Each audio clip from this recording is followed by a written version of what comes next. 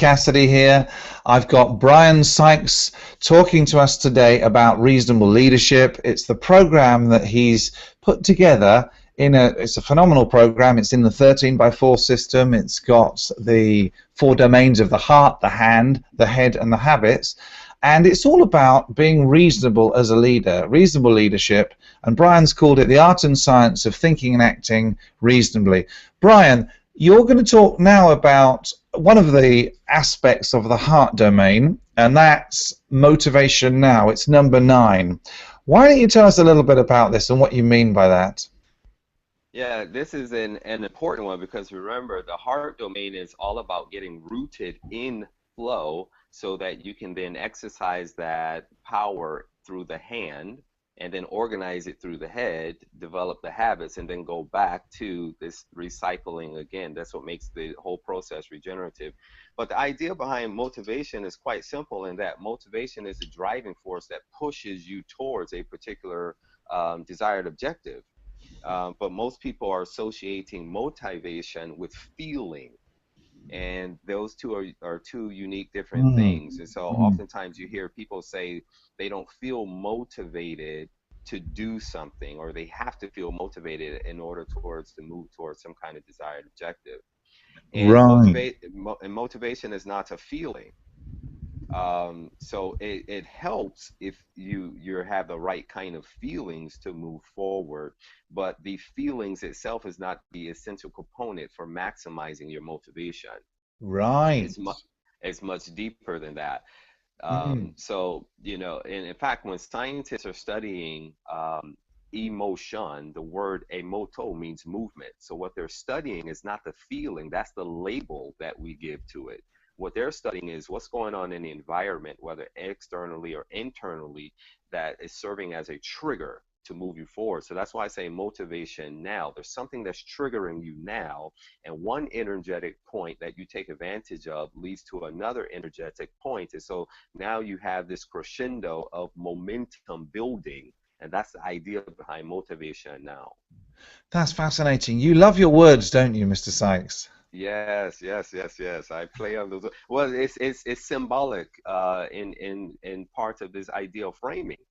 And so I make sure very carefully to choose words that offer a symbolic feel of this idea of creating net value for self and then for others.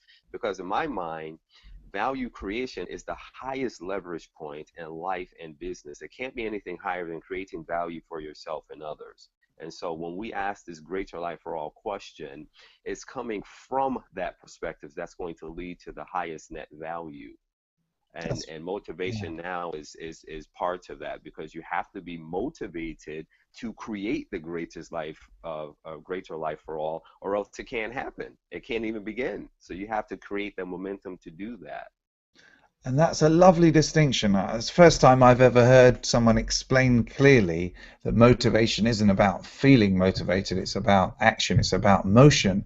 I think that's brilliant, that's genius. Bryan, this is why this program is working so well, because you've got not only a simplification and implementation and the ability to focus on one thing at a time, but you've also been clearly thinking about this stuff and using this stuff and applying this stuff for years and years and years. Um, Yes, yeah. yes. So it's the culmination of what, maybe 20 more or 25, 30 years, something like that of thinking. Since 1994, when I was in the Future Physicians program at New York College of Osteopathic Medicine, because one of the in neuroscience, one of the fields that I particularly research is the area of the brain called the limbic system. The limbic system is in the midbrain, Yep. and the limbic system operates 10 times faster than the reasoning faculties of the cortex. So Yes. the limbic system houses our like hippocampus, which is for long-term memory.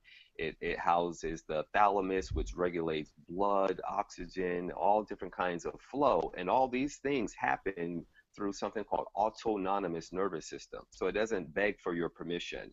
So in other Yeah. words, when you touch a hot stove, you don't have to ask the body to understand that that's a trigger of hotness and you need to get your hand off of it. So it Right. happens automatically without you having to reasoning. And that's the whole understanding of emotion and motivation. It's a primary source of information, primary source of feedback. And when you do it from intrinsic valuations, you can be assured that, okay, I'm going to be set for, or at least positioned to create the greatest value from that perspective. Fascinating stuff as always, Bryan. Many thanks for your contributions and for doing all these videos. If people are interested in finding out a little more about reasonable leadership, a little more about Bryan Sykes and his stuff, they can click on the links below. There on this video there should be a link to a sample of Bryan's work and sample of reasonable leadership.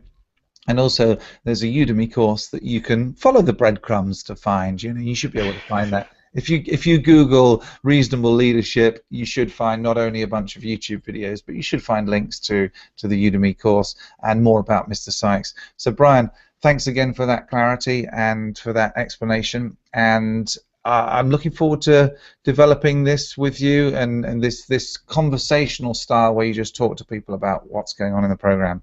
So thanks very much for your time once again, and I'll see you in the next one. Okay, thank you.